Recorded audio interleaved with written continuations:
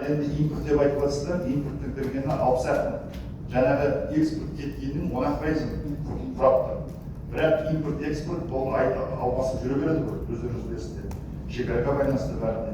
Биыл соған байланысты жаңағы егін картоп салу көлемін көбейтіп жатырмыз.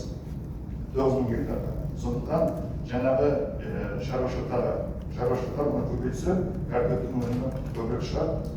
Сондықтан мен ойлаймын, ондай не болмайды, проблема болмайды.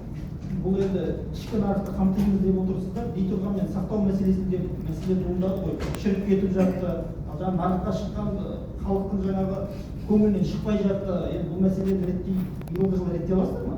Бұл енді сақтау, дұрыс сұрақ қойып отырсыз, сақтау мәселесі бар. Сондықтан жаңағы картофель хранилище, овощи хранилище дейміз, салып отырмыз жоспар бойынша. Бізде жол картасы бар, әр облыста өзі индикатор бөлінген. Сосын солтүстік тәжірибесі бойынша блок-сат бар, 2 жарым қазір кредит алып, жаңағы картофель хранилище, овощи хранилище салынып жатыр. Бірақ та әр шаруашылықтың өзіне байланысты. Егін жинап алғаннан кейін, картофель жинап алғаннан кейін сақтауға дұрыс қарау керек. Жаңағы сіз айтыватсыз бөлініп жатыр деген, ол бір рет тазалағаннан кейін шығарып тастаған нәрселер ғой көбінесе. Әркім өзінің өнімін далаға тастамайды, тырмысады. Бірақ күш-қуаттар жетпей жатса, үкіметке бізге хабарласады, жаңағы өнім бар, өніммен бірге біз ол жұмыста көмектесеміз.